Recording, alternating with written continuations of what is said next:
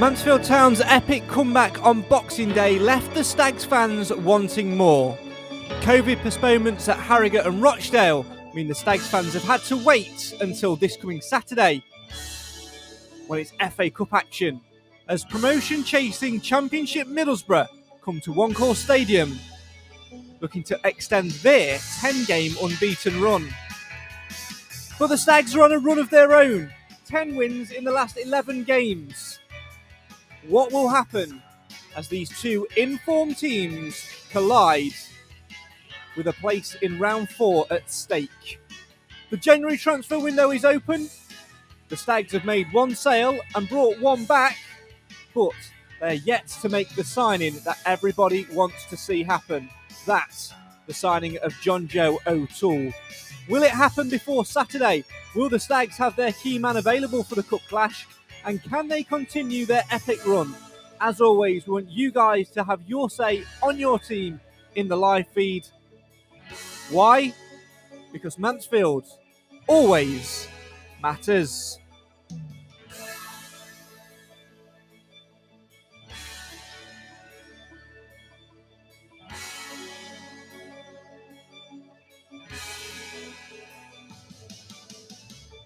We'll talk transfers, we'll talk FA Cup previews, we'll talk potential incomings and outgoings, plus we'll hear from the Stags boss, Nigel Clough.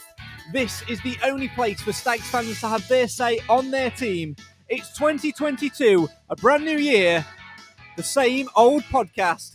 That's right, this is the Mansfield Matters podcast, episode 24 of Series 5. I've got a fever. No, not that one.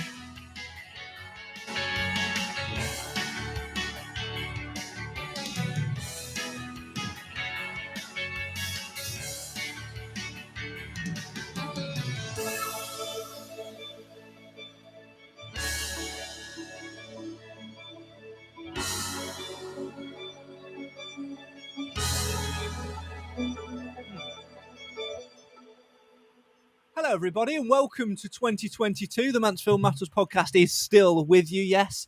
Despite it being a new year, somebody's resolution was to never, ever see this podcast broadcast again. Well, unlucky that resolution is broken, but can Mansfield Town continue their New Year's resolution? That being to continue their epic run. Talking about all things transfers, all things FA Cup, and much, much more in between. With me tonight, we have got the two elitist members of the Mansfield Matters podcast panel. Yes, that's right, the two who bothered to turn up on time. Everybody say good evening to Clive Parkin. Good evening. And good evening to the super sub who really needs to change that banner now. He's a fully paid up member of the squad. It's the voice of the Stags. It's Alan Wilson. Good evening, Craig. Good evening, Clive. Good evening, everybody. Alan Wilson tonight, brought to you by Fixodent, putting those teeth back in. There we go. Hope that you've both had a fantastic Christmas and a great New Year's break as well. Nathan will be joining us in a little bit as well. He'll pop onto the stream later on, but let's dive straight in. Clive, it says Clive back from the dead, but can Mansfield Town give you something to feel even more alive about on Saturday?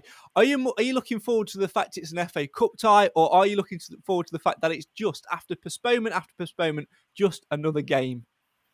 We want to see football being played, and it's good for the team to play regularly. So yes, that's more important than the fact it's an FA Cup round.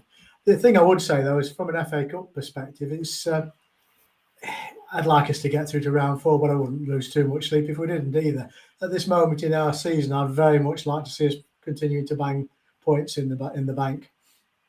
Yeah, absolutely. It's one of those where Alan, it's one of those where it's just about focus, isn't it? It's not about the opposition. It's just about getting back and getting going again. Because, to be fair, we had concerns before the Boxing Day game that the postponement between the Salford game and the Boxing Day game might sort of hinder us a little bit, that game at Forest Green being off.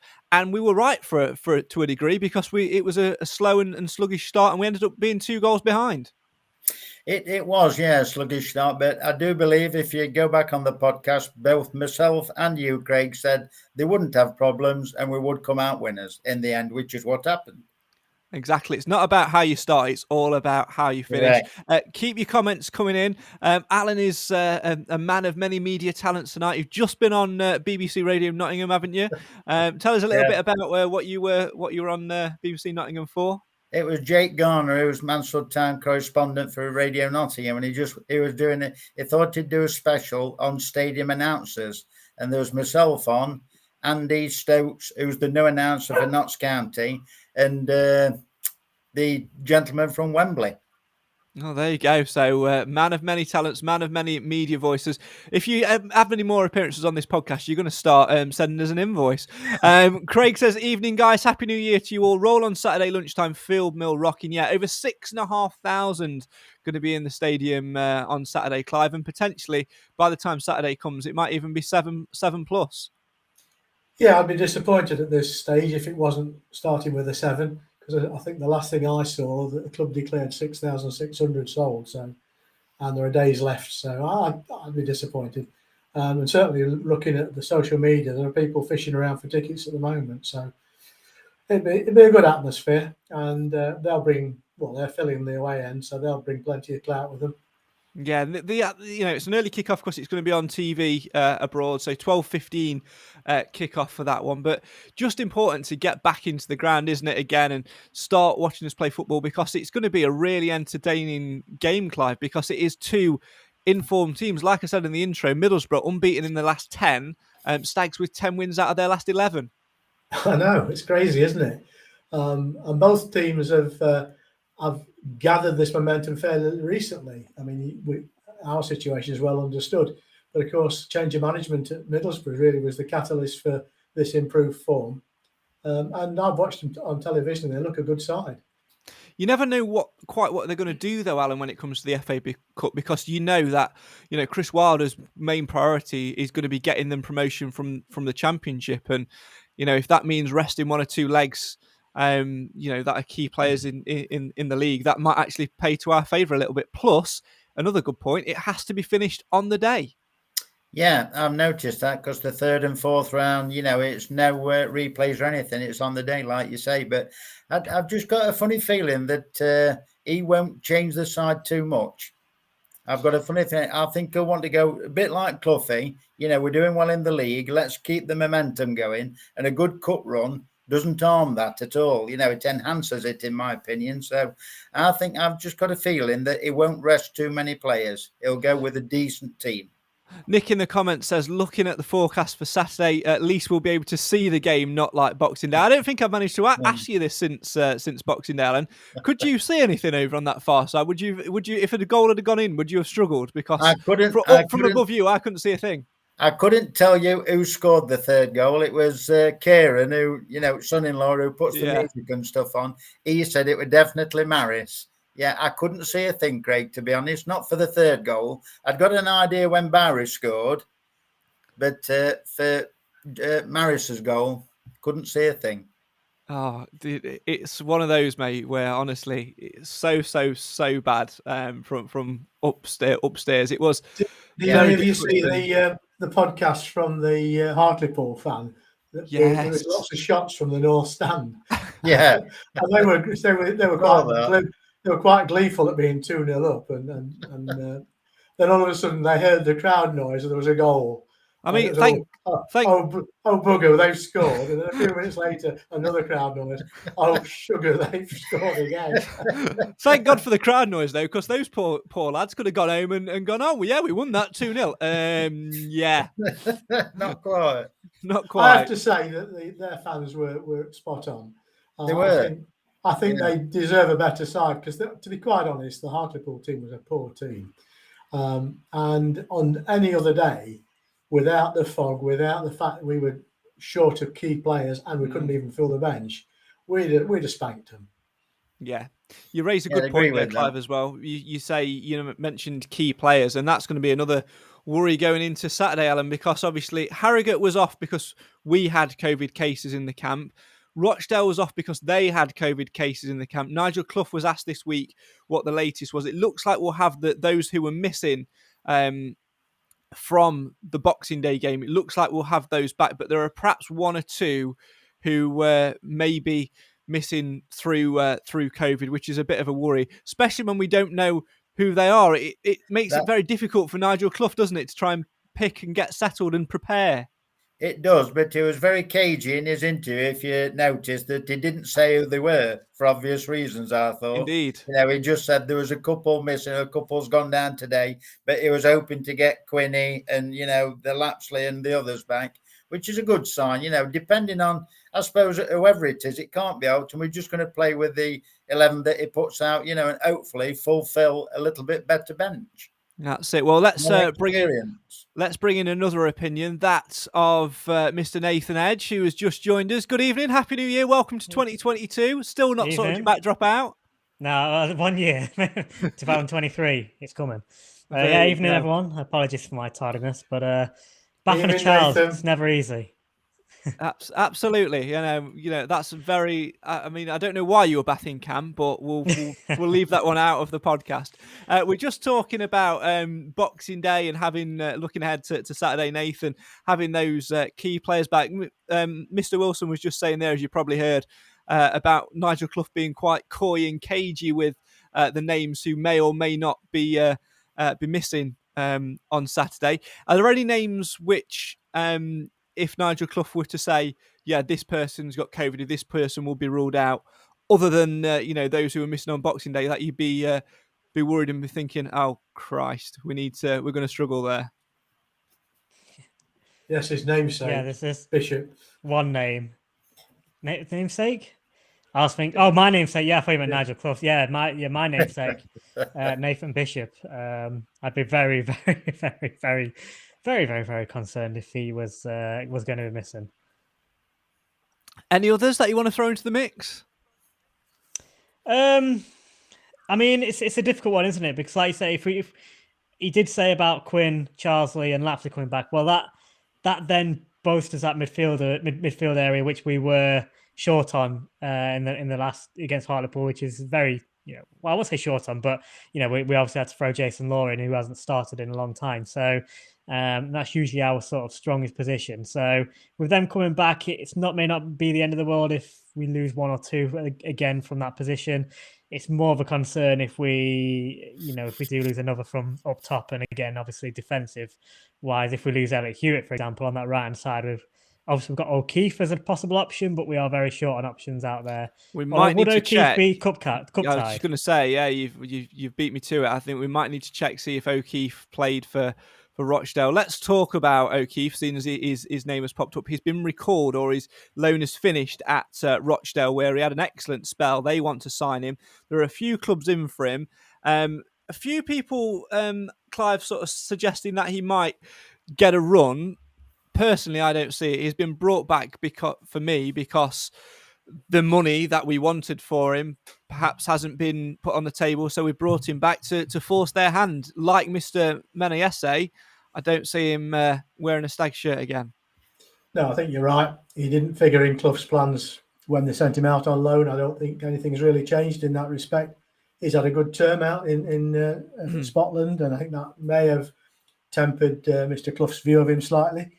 But at the same time, I think bringing him back as just designed to drive the price a little bit. I would imagine he'll be going somewhere. Yeah, I think like Clough said, Alan, in his press conference, he's a wing back, and unless we're going to play three centre halves every week, he's pretty much not going to play. So the only sort of thing which might go in his favour is the Kel Gordon situation.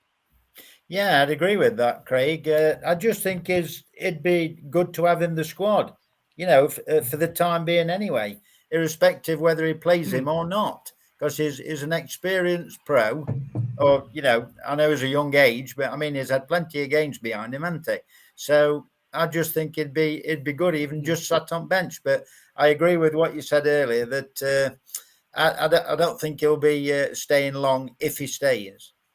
Yeah, what do you make of the situation, Nath? Because I think we all on this panel want to see him in a Stag shirt and want to see him given his opportunity. But it's clear pretty much for all to see that he didn't get his chance under Clough last year. He's not in his plans. He only featured in pre-season games for us out of position in midfield when other players weren't available. So it's very much he's way down the pecking order, even with injuries. I think he'd probably look to bring back, your James Clarks rather than play O'Keefe for whatever reason that may be. Yeah, well, I think it's clear that Corey O'Keefe doesn't like Bobby the dog, isn't it? There's He's no a two cat ways person, about it. obviously. Yeah, obviously, yeah. So, yeah. But no, I mean, from our point of view as a fans, I think what we've seen of him, in the short time, I guess that in the early stages under Graham Coughlin, he was one of our better players. So, and then obviously he's gone to Rochdale this year and is again not done his reputation any harm, and his performance has done there. So, from our point of view, most of us would like to see what he can do. But the issue is clearly not in favour with the with the management team, and I also think it may be a bit down to the system that we play as well. Clough was saying how he was potentially signed as a sort of a wing back rather than what we necessarily need him for at this stage. So reading between the lines a little bit, it's kind of saying it's probably maybe a nicer way of saying he doesn't want him, but he's basically saying he's not really going to fit into our current system. So, which, like I said, reading between the lines is he doesn't like cats.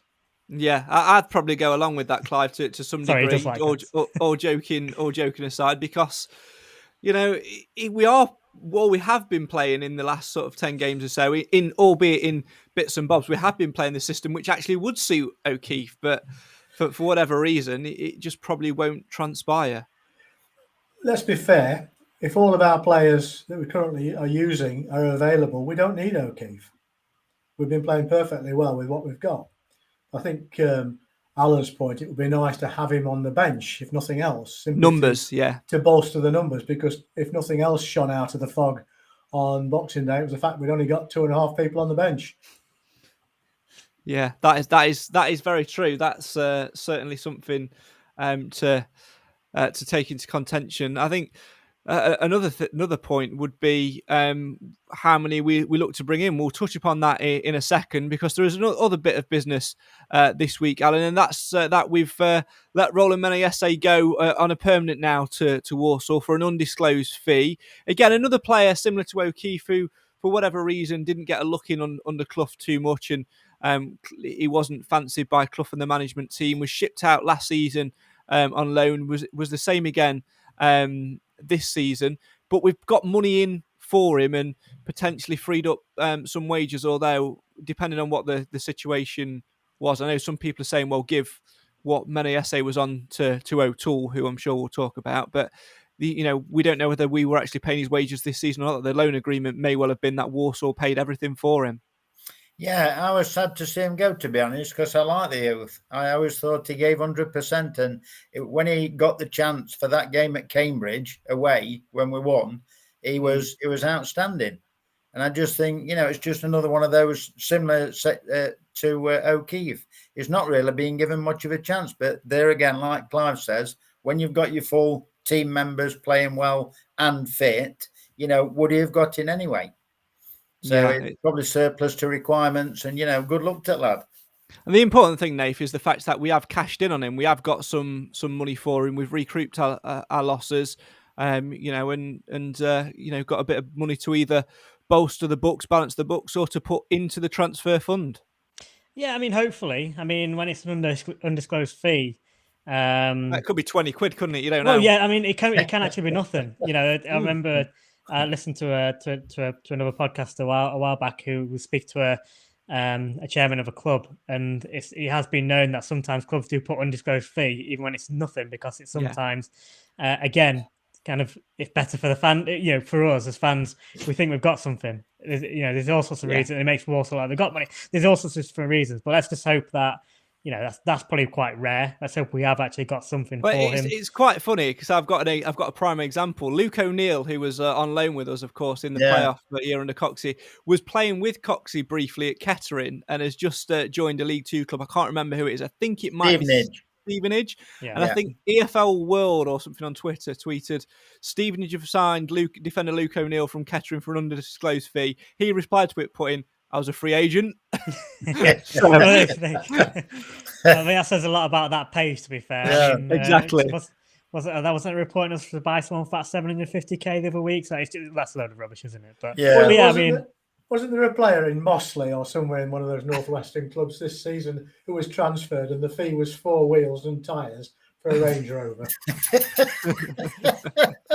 Well, I mean, Absolutely we all know comment. what Paul Cox got after that Barrow Exactly. game, don't we? So you never know these days in football. But more to the point, undisclosed fee. We don't know how much, but hopefully we have got a bit back for him. But most importantly, maybe we haven't been paying wages this season, but he was under contract. He was due to pay it for the rest of the season unless we got another loan move for him. So that's dealt with, isn't it? We know where we are now. There's no ifs and buts about it. He's now off the wage list, and we can now look at hopefully handing a bit more to John Joe O'Toole or finding somebody else. Yeah, just to clear up one little point, those wondering if O'Keefe would be available for Saturday, the answer is no. He scored the only goal in a 1-0 win against Notts County in the FA Cup first round. Get rid of him. Get rid. So out you go. What a lad. Off you go on your bike. So that's when we weren't available. But of course, he'll be available for the league fixtures should Nigel Clough wish to use him if we haven't found another club for him. Well, we're 22 minutes in and we haven't mentioned the main question. And that is, Nathan, explain your name this week. I forgot. Oh, I think there's the only one JJ, haven't I? Well, it's quite self-explanatory, isn't it? And it's a question we're all pondering: is he going to sign or is he going to not? But for me, I bloody well hope he does. Yes. So the situation at the minute is, I believe he is now out of contract, and there's an offer on the table, but there are offers from other clubs, better offers as well, which has been publicly stated, which O'Toole is considering. When I spoke to O'Toole after the Boxing Day game, he openly admitted there were other offers on the table, and that he has to think about his family and do the right thing, which you can't blame him for whatsoever. But if I were the Mansfield Town recruitment team within a certain limit, I wouldn't go OTT crazy. But one thing I would be doing, Alan, is doing my utmost to, if he wants an extra Mars bar, going to find an extra bloody Mars bar. I'd give him the king size, not a problem, or a packet of 4, whatever. But it's a hard one for me because I think he should show a little bit of loyalty. I understand the wages and what he's got to do with the rest of his career, blah, blah, blah, blah. I understand all that. But loyalty goes a long way. We are the ones that gave him a chance. Okay, he's performed and he's performed admirably. But why can't he carry on doing that? Because then if he gets Mansfield up to the higher echelons of League 2, in the first 3 bracket, is going to be a League 1 player anyway.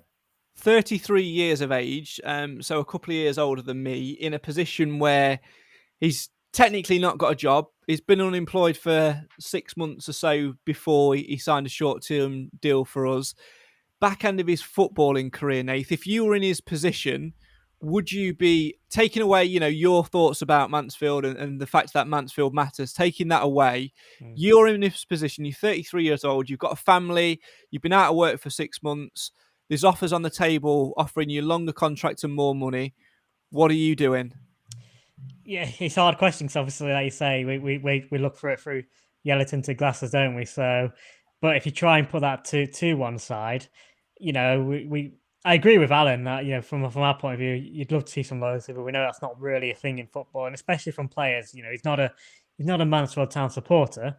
However, we did give him a chance, but then you could argue he's paid that back in the time he's been here, and if we believed in him a bit more, maybe we should have given him a deal to the end of the season anyway. So you've got a bit of an argument there, and the fact that he is towards the end of the career, if he has got an opportunity to maybe have one more go a bit higher up and maybe get a bit more money, it's really, from his point of view, it's his last chance to do that, isn't it? So, as much as I'd be massively disappointed, if you're going to be really realistic from a personal level, you can kind of understand it if he does have a better offer out there, if he does go and take it. Does anybody know where he actually lives? Sorry, Craig. Does anybody, is travelling? Yeah, I do. I know where he lives. He lives in his house. Yeah, I really hope he knows how far he got to travel, whether that made any difference depending on what club comes in for him. Yeah, it's an interesting one because obviously he was training with Stevenage, wasn't he? And, I think maybe wanted to sign there. Can't really find anything online for him. I'm just looking on his Wikipedia page, which could be absolute crap anyway. But Yeah. I would imagine sort of Northants way, because was at Northampton for a long time. Yeah. Obviously at Burton as well for a couple of years. So I would That might imagine, come into the equation, depending on what club it is. well, that's an interesting point. I mean, let's bring Clive in on this. I've been in a similar situation, recently over Christmas. Those of you who follow me personally will know that I've just moved jobs for exactly similar reasons to what O'Toole might be contemplating. This You're travel. coming to the end of your career, Craig. Coming to the end of my career already, yeah. There's travel, there's obviously the travel situation, there's wages and salary, that sort of thing, to and future, what you've got to take into consideration. But I don't know, it's a difficult one, isn't it? Because I think we'd like to, the loyalty thing does go a long way. But listen, let's just put this to bed. There is no loyalty in football where players are concerned. Yeah. And that's a generalisation. There are going to be exceptions to the rule. I accept that. But generally speaking, we employ journeymen footballers that are dancing around the nether regions of the professional levels of football to earn as much as they can for as long as they can. And the only loyalty this man's got is to himself and his family. I don't blame him for that. Now, Alan's picked up on a point, which is a valid one. Is he going to, all things being equal, would he rather play at a club that's closer to home? I think, of course, he would. And Craig, you can allude to that. Equally, does he want to play for a team that plays at a higher level? Not sure that matters a great deal at this stage in his career. Does he want to play in midfield? And we've not really allowed him to do that. If someone offered him that, would that be an attraction to him? Now, there's the point. It's about money and the length of a contract. And I happen to think if we'd have offered him an 18-month contract on sensible money, we'd have been with a shout.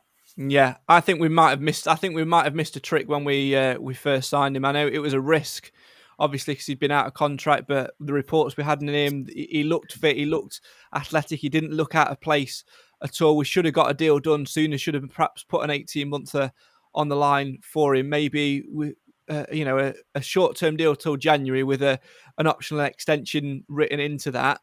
But I want to come back to a point, Alan, which Clive has just made there. Where does he want to play? Now, he said something to me, which I took as a throwaway comment at the time in the interview, which I did with him on Boxing Day, which you can find on our social media pages if you want to go and find that. Where I asked him the question about where he enjoys playing, and he said, "In my head, I want to play midfield," and probably, I mean, I'm sure somebody will be able to, get the absolute facts on that, on positionally wise, but probably out of the games which he's played for us, he's only maybe played twice in midfield. Yeah, I'd agree with that. And if that's where he prefers to play, that's fair enough. But when Nigel brought him in, I would imagine it was understood that, he would play wherever needed, which he has done and performed admirably. And like Roy says in the comments, that it will be cup-tied for the FA Cup anyway. I know, obviously, he'll be going on to the league games after that, whether we progress or not. But I'm torn because I believe in loyalty, and I can understand what Clive says, and he said there isn't any, apart from the odd one or two. But give and take, Craig, give and take, and I think he should stay. He should see the season out, and then it might be for his best interest, because then some more cash could be on the table if we get up to the League One status. The annoying thing, Nath, is it needs to be done sooner rather than later. We can probably cope without him for the FA Cup game, although it would be a loss. But when these league fixtures set in, we need to be a little bit more ruthless, because one thing I can see happening here is us sort of going, yeah, it's being talked about, it's being discussed for weeks upon weeks and weeks, and then before you know it, it's January window deadline day. O'Toole gets snapped up by a League One club. We're left scraping the barrel and getting some half-arsed young defender. No disrespect to young defenders, on loan from a Championship or Premier League club that's barely played 5 games in the career. who has been shipped out on loan last minute that we've not seen, and maybe carrying an injury because we've not done due diligence on Will certainly be carrying an injury. Yeah, that's something I you think sign that's these a days. prerequisite. I feel like you read my mind, actually, Craig. So I was actually sat there the other day thinking I think it was when I was watching Clough's interview midweek, actually, about how I'm probably not expecting any movement sort of this week or anything. Yes, it's early on, but I really don't want it to go down to the wire like it did. It did in the summer and it did in last January, because you could argue when that's happened, it's not really fared very well for us, has it? So this is kind of another one of the things that I really hope they can get sorted out one way or another, even if it's not the outcome we necessarily want. Get it sorted out one way or another, so then we can move on to plan B rather than leave it too late and have to hit plan Z again and mess up this good bit of form that we're in at the minute. Like we say, that the FA Cup game, I mean, he wouldn't be cup tied as such, would he, if we do get him signed? But so he would be able to play. He's played in he played for us. So yeah. So it wouldn't matter. So he can play if we get him signed and such. But if he's not available, a cup game, if we lose, we're expected to lose. We are the underdogs, but that's not the be all and end all. But what matters is the rest of the season. And it'd be really a shame to see us sort of derailed if we have another bad January transfer window. Richard in the comments says, I'd give O'Toole a signing on bonus and break any pay structure. Nick adds, we need to do what Bolton did this time last year and splash a bit of cash on better players and go for automatic promotion. Yeah, we'll come to other signings a little bit later on. I know somebody asked the question earlier on what positions we'd like to strengthen on. Nick also asks, at least you went to a better club, Craig, not like that son of mine. Yeah, where is Cam tonight? Probably watching Hollyoaks again. JJ should take care of his family as JJ should take care of his family as a footballer's career is short. Yeah, it's a difficult one, as we say, to ponder. Let's talk about another fact, though, on John Joe O'Toole, Alan, and that's the fact that since he's come in, our upturn in form has, been there for all to see. He's a big part of how we play, and if we were to lose him, which, to be honest, if I'm laying my cards on the line, I think there's more of a chance of us losing him than him staying at this point. It's going to be a big blow and something which Nigel Clough and his recruitment team are going to have to sort sharp. Yeah, I'd agree with that, Craig. Definitely, 100%. But as regards what he's playing in the team, Mr. O'Toole, I think he's enjoying his football. And I think that should be a big thing as well. I can understand, like Nick says, like Clive said, everybody else, I understand what he's got to do for his family. I'd be the same. Somebody offered me $2,000 a week more for emptying bins that's just a bit further away. I'd probably take it because I've got an electric bike. The point I'm trying to make is it's all right for O'Toole. We don't know what the stumbling block is, do we? We don't know whether it's the length of contract. We don't know whether it's wages. We just don't know. We don't know. Nigel's trying his best to sign the player. Now, we don't know what the stumbling block is. If that can be sorted, irrespective whether he plays Saturday or not, I don't think it'll interfere with us too much because we've got other players that can play in his place, although he has done really well. Last question on the O'Toole situation for now, because I'm sure it's going to crop up again between now and the end of January. Yeah. And I want a short answer from all of you. I'll start with Clive, then Nathan, then finish on you, Alan. And that is, quite simply, how long do you give it? What is the cut-off date for you to say, right, you're signing or you're not signing and we move on? Clive? Middle of next week. Nathan? 14th of January. Very specific. Alan? Tomorrow. There you go. Nice and simple. Get it done. Get it sorted. Get the pens at the ready. And then he can play Saturday. Well, yeah, I suppose there's some logic in that, to be fair. There is some logic in that. Get him signed up. Yeah, get him signed up, get it done, get them Mars bars out, and get it over the line. We're going to talk transfers a little bit more very, very soon indeed. Plus, we'll also again finish on looking ahead to Middlesbrough. First, though, it's time to delve into the dressing room and hear from the Stags boss Nigel Clough, who has seen the last 2 games postponed due to COVID, the trip to Harrogate and the trip to Rochdale both off because of COVID in various different camps. And the Stags, of course, on Boxing Day were also contending with COVID. There's been restrictions, there's been changes to the way things are done. Let's get the latest from Nigel Clough on that little bit of fever, which is not the FA Cup fever. You know the one I'm talking about. Here's Nigel Clough speaking to I Follow Stags. Coming back at various stages this week and at different levels of fitness in terms of how they're feeling and how much they can do. So it's going to be very much see how it goes for the rest of the week. We've got a couple more cases already this week, so they'll be missing for Saturday. And hopefully, I don't think there's too many left who've not had it now. But certainly, I know Rochdale called the game off Saturday. I think we would have been struggling as well to get a team out.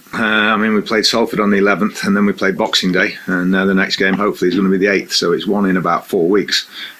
So that's not ideal because it means you've got to fit them in somewhere. It means January and February are looking quite busy, and I think it's been sensible. Although I don't necessarily agree with it, it's the sensible thing to abolish the replays in the 3rd and 4th round of the FA Cup.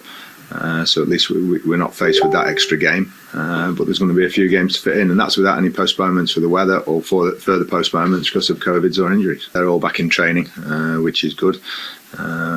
We've organised a friendly for Tuesday morning against Derby under 23s, where people will play varying amounts of time depending on how they feel, and that's one of the reasons we've arranged it, to try and have a gauge of what they can do and what stage they're at, because I think the illness affects everybody differently, and some have really struggled with it, some have had no symptoms at all and have come straight back into training with no reaction. So we're just going to monitor them and see how they feel. Stags boss Nigel Clough speaking to I Follow Stags. You can watch more from Clough and from George Maris at mansfieldtown.net/I Follow. The Stags, of course, at home to Middlesbrough on Saturday in the FA Cup. And then, as Nigel Clough mentioned, it's a busy, busy month. That postponed game with Forest Green has been rearranged for a very significant date, the 18th of January. If you want to travel with the SSA to that one, departure time from One Call Stadium is 3 p.m. If you want to go to Barrow as well on the 22nd, a long, long way up to Barrow, Lake District, 22nd of Jan. That one, departure time from One Call Stadium is 8 a.m. £15 for Amber members, £20 for Blue members, £25 for non-members. To book your seat on the coach, 07967 689 597. That's 07967 689 597, or pop in and see the SSA team in Sandys before the game at home to Middlesbrough on Saturday. And please remember that the SSA is a volunteer-led organisation, so please bear that in mind when booking your seats and travelling on the bus. And of course, with all the COVID stuff as well, you're responsible for your own health when travelling. 07967 689 597 for all of the latest. One point Nigel Clough made in that interview there, Nath, was the fact that games are going to be coming thick and fast. As we can see on screen now, there's lots of games penned for January. Of course, the New Year's Day game at Rochdale was off, but then Middlesbrough on Saturday, 12:15 kickoff for that one. Ignore what's on screen now.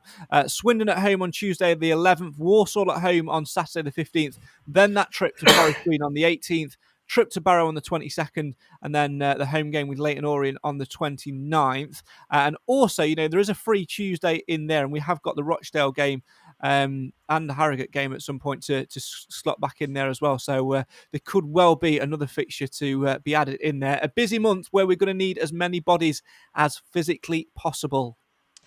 Yes, it's. I think it always seems to be quite busy around January, doesn't it? January, February time. You always tend to get a bit of a build-up of fixtures.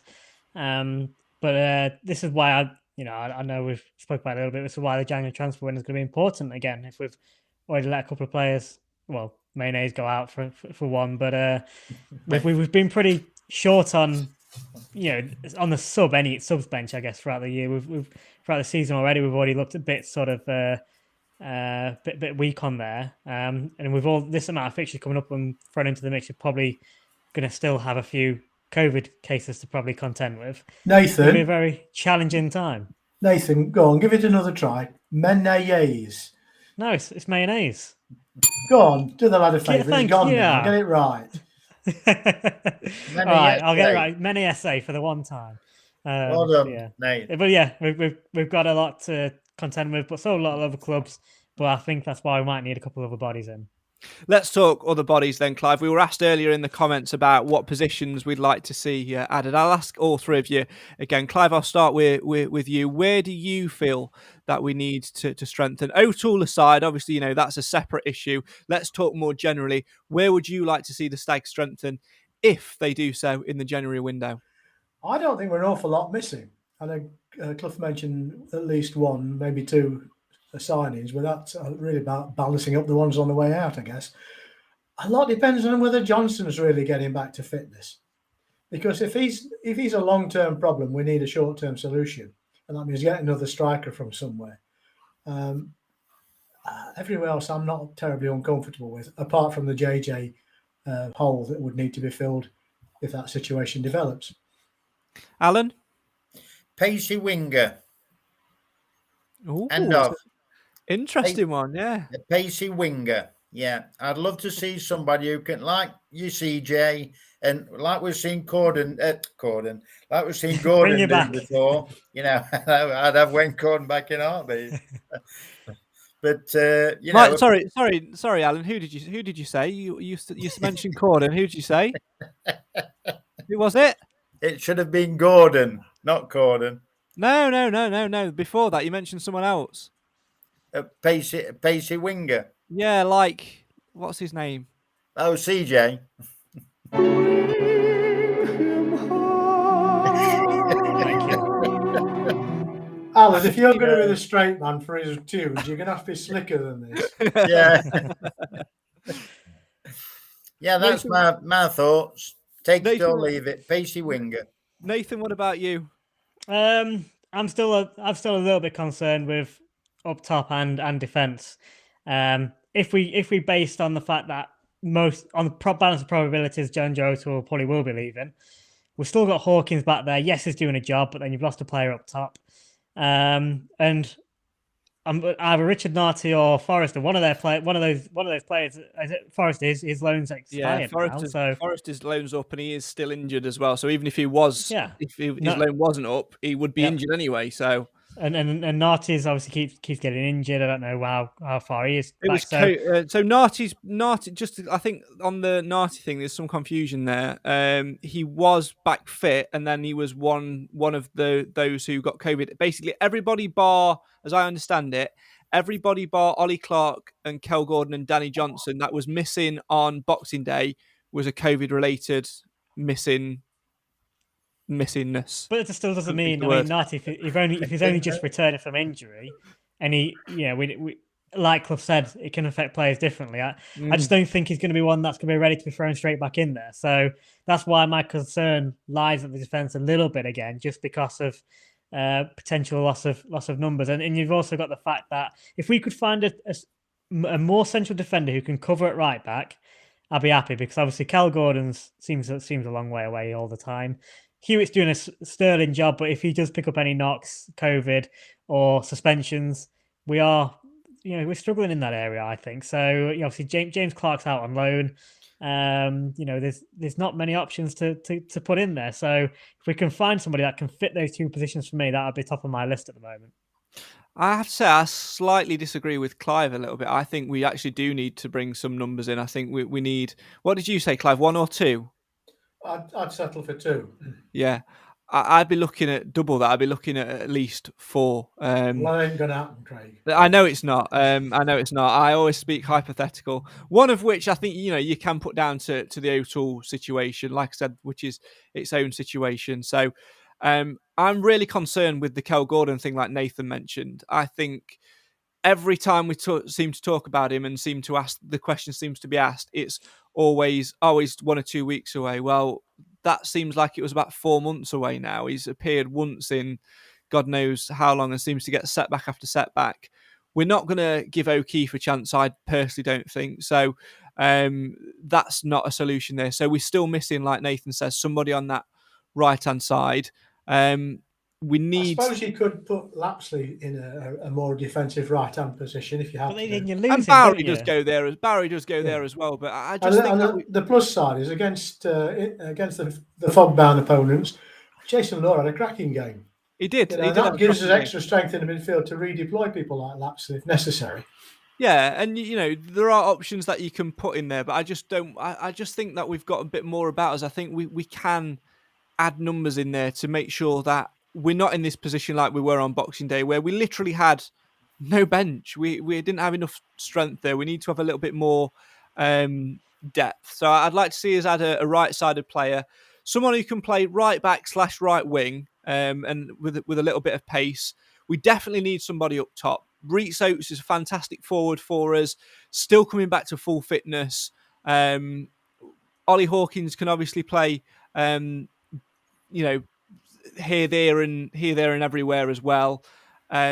So he's an option everywhere. I just think we need another one because, like Clive said, I think Danny Johnson depends when he's going to hit his form as well. So I think we need to add a striker, and then I think you just need somebody that can cover just another experienced body. It's not necessarily the position for me. It's going to be that experience. We need that extra little bit of nous in there. I suppose the worrying thing about strikers, if in recognising as we have to that our tall strikers playing in the defence, and that our supposedly most prolific strikers not really found form and has had a lot of injuries, it's put an awful lot of weight onto the remaining striker.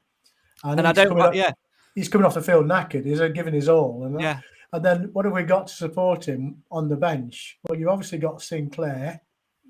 Not sure where he is at the moment, and Gale. I think, and we haven't got that depth of cover, and I think that's probably why we need another striker. Yeah, and Nigel Clough has sort of said in his press conference this week as well that he's looking in January to get those fringe players, those younger fringe players, out. Who he'll mean by that, you can just take your guesses. Personally, Sinclair, I think, is a fantastic talent. We say it every week, but for whatever reason, hasn't quite hit the ground running like we expected him to. He might benefit from a move, but you can't let him go until we get somebody else in. James Gale, great young player, but again, needs some senior football and needs to go out like James Clark has, and he's doing really, really well from what I understand with his loan club. Owen Mason, the young keeper, has gone out on loan to get some experience. You would perhaps expect Jason Law to go out at some point as well. So we definitely need to, alleviate that pressure a little bit. I think for me, there's three steps in football. I don't know what you make of this, Alan, but there's three steps in football. There are those who are senior players who have had 2 or 3 seasons experience under the belt at league level or the league below. Then you've got your players who are on the fringes of that, who have had maybe a season there, who are maybe the 21 to 23 bracket. And then you've got the players who are under 21 who are yet to get that experience. And for me, we've got the senior players and we've got the 21s and belows, but we've got a big gap in the middle, which we haven't got filled, and we need to get that filled. And the way to get our players up to that level is to let them go out on loan, but then that leaves a bigger gap. We've got to get that sandwich filled a little bit and sort of fill those breeze blocks. And I'd agree with what you said. A nice sandwich with breeze blocks in it. I'd said about the pacey winger, but I wouldn't be averse to another striker and another defender, or maybe a midfielder. Get some bodies in, like you say, and let the youngsters. But I do believe if they're good enough, they're old enough. I mean, absolutely. Look, Paul Holland, 18-year-old. Look how well he did. Yeah, give the youth a chance if they have to. Well, we did last season. It did pay off to a degree. Yeah. So you never know what might happen. Craig in the comments says we need to avoid moving our chess pieces into the wrong places just to make a temporary fix. We've got ourselves into a good position in the league, and fingers crossed the board will recognise this. Richard says definitely bring Cooper back. George Cooper, of course, the young centre half who doing really well at Kettering at the moment under Paul Cox.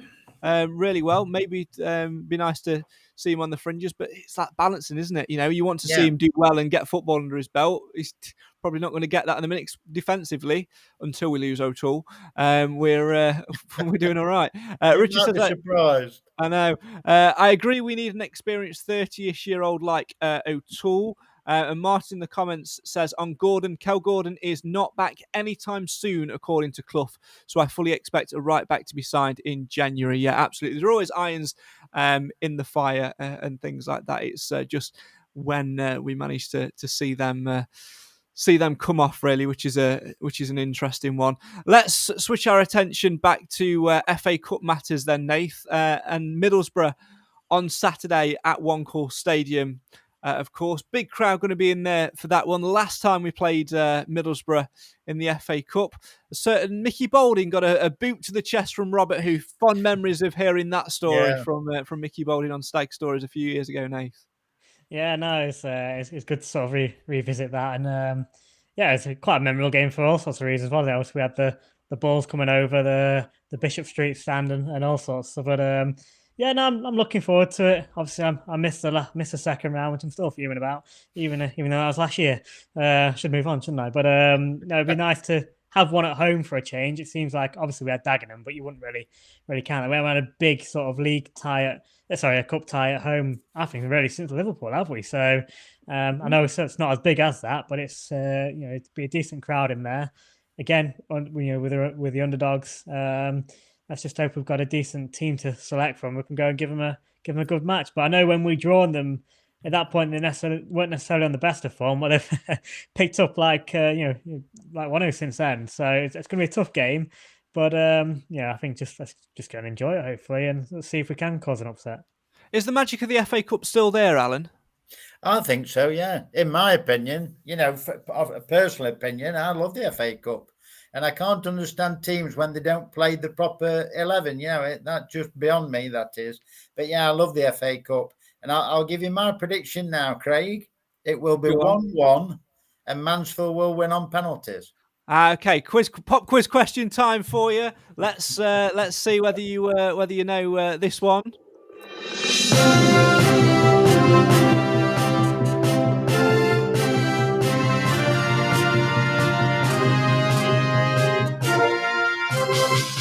When did Mansfield Town last win a penalty shootout? Clive. 1887. Nathan. This was on a quiz not long ago that we've done, and I can't remember the answer. Yes, it was. That's why I've asked it. This is the go-to Mansfield Matters question. Everton under 21. I don't know. Oh no, Alan, come on, save us all. No, I can't. I'm not sure, Craig. That's you announced it. You should know. That's the honest truth. I don't know. He didn't announce it. That's the thing. It was actually last time Mansfield won a penalty shootout was at Slough Town in the FA Cup. Wow. Trying to think whether it would be the fourth round qualifier or the first round, because it was conference days away in a replay. I think John Dempster might have got sent off that day, and we finished playing with 10 men. We were woeful and won on penalties, and we've not won a penalty shootout since. Well, time can change. Time can change. But, we had a great FA Cup run that year, Clive, after that little stumble. Good clash with Lincoln on the way to round 3 as well. And then Liverpool as well. And bumper crowd.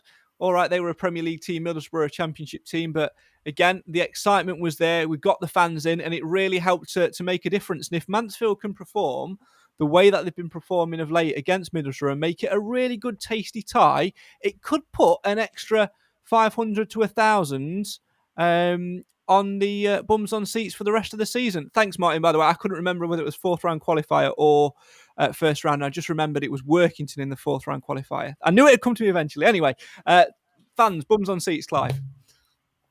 Yeah, but we've been doing that anyway. This turnaround in form, we've been gradually increasing the gates. And the nice thing about doing it gradually is you tend to sustain it. A flash win in the cup is great and everybody gets all excited, but then it quickly abates. But yes, I think the Liverpool phenomenon of a few seasons ago was fantastic, and it was a live TV game as well, and we were cheated. But I think you asked Alan earlier about the magic of the FA Cup. I think older fans attach a great deal more romantic attachment to the FA Cup than do younger fans, because a lot of younger fans have been brought up by this skewed football league pyramid that we've got, which has been demolished by the Premiership, the Premier League rather. They don't have any real affection for the cup games because the only thing that really matters is winning the Premier League and getting into Europe. And it's everybody else that's scratching around for the FA Cup, and they only really show an interest when it gets to the later stages. And I think the back problem in is the for younger day, people, they only see those big teams now these days because they put out the weaker teams. So they've devalued it, haven't they? I think Yeah. so. I mean, it wasn't their plan, but it was a byproduct of what they were doing, and it's going to be very, very difficult to reverse out of that. So you've got a group of elite clubs that are grudgingly involving themselves in these competitions until such a time it's really, really important. Whereas it starts off as being really, really important for lower league sides. That's our bread and butter, isn't it? That's it. Absolutely. It's like I Nigel mean, said. we'll have 7,000 on Saturday. We wouldn't have got that for many league games this year. No. When Nigel was asked about the FA Cup, he said, he used to get really excited watching it on the telly. It was on, there was at the hotel, then they'd be making the journey towards Wembley, wouldn't they? And it was actually on both sides. It was on ITV and BBC. And, you could interchange whichever one you wanted. I just still think the magic's there, personally. I mean, I'd like it to be. It certainly was recaptured when we got Liverpool all those years ago. But I don't know now. It's modern media has definitely killed it. And like Nathan said, I think it was Nathan anyway, saying about players not playing their first team, they'll put a completely different 11 out and things like that. I think that sort of hinders it a little bit. I think one thing which might help it though, Nathan, this year is a little bit of a positive from COVID, and that is the fact that for round 3 and round 4, like was alluded to by Clough, there is no replays. It has to be done on Saturday afternoon. And with home advantage, that does play a part. I'm not even in favour of that rule, to be honest. I understand why it's a rule now, and especially when you look at fixture backlog, even at our level, and we all know, like the Premier League teams, we all know Klopp likes to moan about that a lot. And a few others, but so I understand why it's been put in place. But actually, from our point of view, I mean, I was not necessarily Middlesbrough, but if you got a big team and you did get a replay, you've then got a second chance for a big money spinner and stuff like that, haven't you? So I don't think it's such a good move, but like I say, the fact that we are now at home and we've got this opportunity to get it done on our own soil, then. It's not a terrible thing, but yeah, I'm not massively in favour. I like replays. Yeah, it's a difficult one. Personally, I think at the minute, considering our fixture congestion and the fact we're at home, Clive, I'm for it being done on the day. But if we were away, and the boot was on the other foot, I'd be completely saying the opposite. I think it's only by virtue of the fact where it might have worked out in our favour a little bit this time round. Yeah, you can't have it both ways, Craig. You either agree with the replays or you don't. And I think I understand the pressures that's brought about the decision to get rid of replays, to get decisions on the day. But going back in time, I mean, some fixtures should have 8 or 9 matches before they were decided. Yeah, and then you have to draw a line somewhere. I guess you do need to try and curtail that, but that doesn't happen in modern football the way it used to do. But I still enjoy the FA Cup for all sorts of reasons, and I even enjoyed really rotten FA Cup games. Did we play Team Bath some years ago? Yeah, we hammered them. Neil McKenzie might have sscored a hat-trick. We went down to watch them, and their supporters were all students, middle-class students, singing, "Oh, Tarquin! Team Bath! Team Bath!" Well, I had enough of that. I went to try and buy a pie. They didn't sell them. It was dreadful. So, I mean, if I can enjoy that sort of experience, I've got to enjoy as when we play a team from a higher league at a full ground like little ground like ours. But we've been spoilt this year because we played away at Sunderland, we played away at Doncaster and had a really great game. I hope we have a great game on Saturday. But at this point, I'll be delighted to win, not heartbroken if we don't. There you go. Nathan, what are you hoping for on Saturday? It's an interesting one because, like we said at the top of the show, which you missed, because you were giving your son a Team Bath. No, I was just trying to do Clive's joke. They're 10 games unbeaten in the Championship, going really, really well, a point outside the playoffs. We've got 10 wins out of the last 11 games. Something's got to give. Yeah, but I say that, I mean, they're the Championship side where we're not, but then you don't know what side they're going to put out at the same time. So that, again, kind of the beauty of the FA Cup to a certain extent. So I just want, like I say, if we can just put in a good performance, I'm with Clive, obviously it'll be be amazing to win and to continue our great form. But it's one of them. If we do lose, let's not get too down about it. Let's not get too. We won't be heartbroken.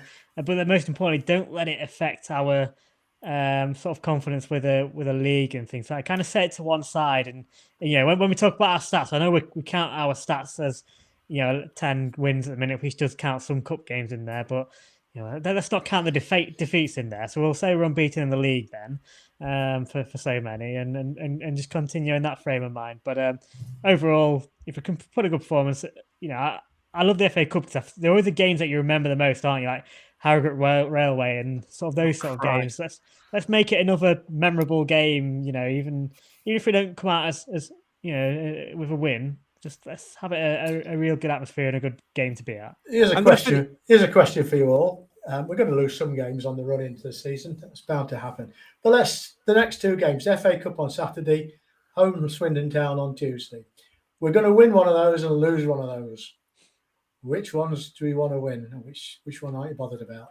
Are you a clairvoyant? Because that was I was literally just going to go and say hypothetical question. Would you rather win on Saturday and get a big money spinner in round 4, but you've got to lose the next 2 league games, or would you rather lose Saturday and have the other? I'm a Gemini. So there you go. England, so that means nothing to me, but there you go. What was the question again? Do you want to win against Swindon or win against Middlesbrough? You can only have one. I'd go for it. I'd go for Swindon. Swindon all day long. It has to be Swindon all day long for me, because the ultimate objective is we can have FA Cup journeys and memories are great, but there are only a handful of games in a season. I want this season to be memorable for a playoff charge, or even better, a promotion. Let's have better adventures in a league above where we've not been for so many years, which we deserve to be in, given the way we're playing at the minute. So I'd go for Swindon. What about you, Mr. Wilson?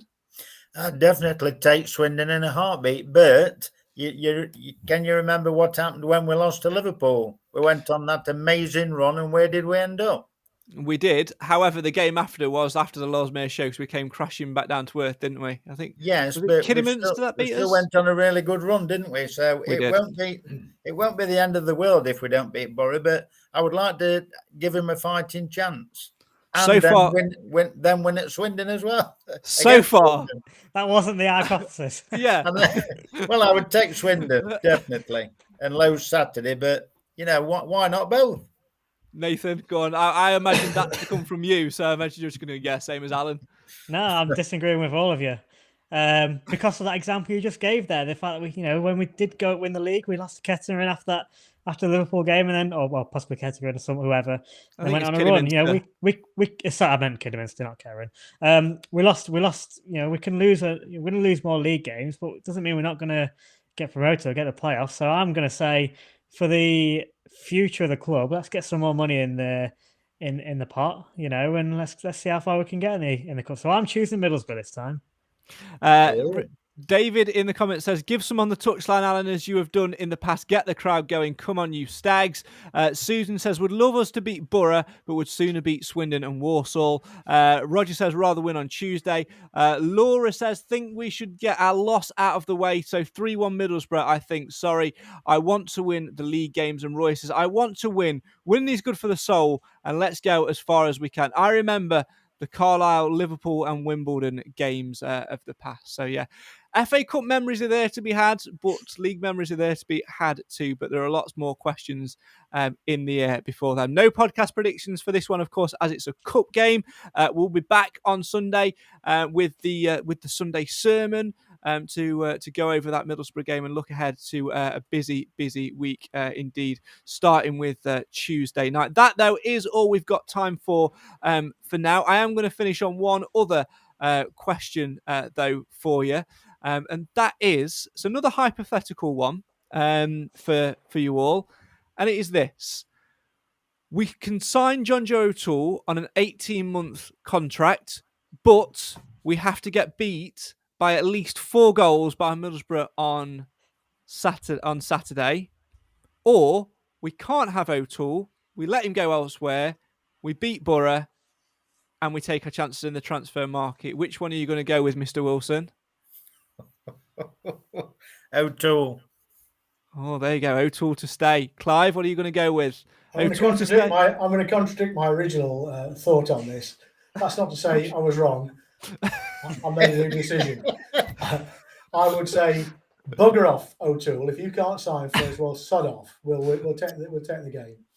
Nathan, why can't we have both? I'm going to contradict myself, which doesn't mean I was wrong. I'm going to just because our last windows have panned out. I don't fancy us losing O'Toole and replacing him in January. So I'm going to say keep him and lose 4-0. We can have a cup run next year. Who knows what might happen? We will find out on Saturday. Gentlemen, thanks as always for your contributions. We will see you later in the week, of course, Sunday sermon, and we'll have a podcast in the week reflecting on Tuesday's game. That, though, is all we've got time for tonight. Can Mansfield Town do both? Can they sign John Joe O'Toole before Saturday? And can they beat Championship Middlesbrough? Whatever happens, get yourself to the One Call Stadium. Buy a ticket if you haven't done so already. The club are asking you to do so online because there'll be a staff shortage on Saturday. However you do it, get your ticket, support the boys, and be a part of it. Be a part of what's to come. 2022 could be the year of adventure. It could be the year of the stag, but only if we make it. This is the show for the fans, by the fans. Why? Because Mansfield always matters, and if you can't get to the game on Saturday, join me on Mansfield 103.2 for extensive coverage. As a side unbeaten in 10 games takes on a side with 10 wins from their last 11 games. As FA Cup ties come, this one's got one thing written all over it: penalties. See you Saturday.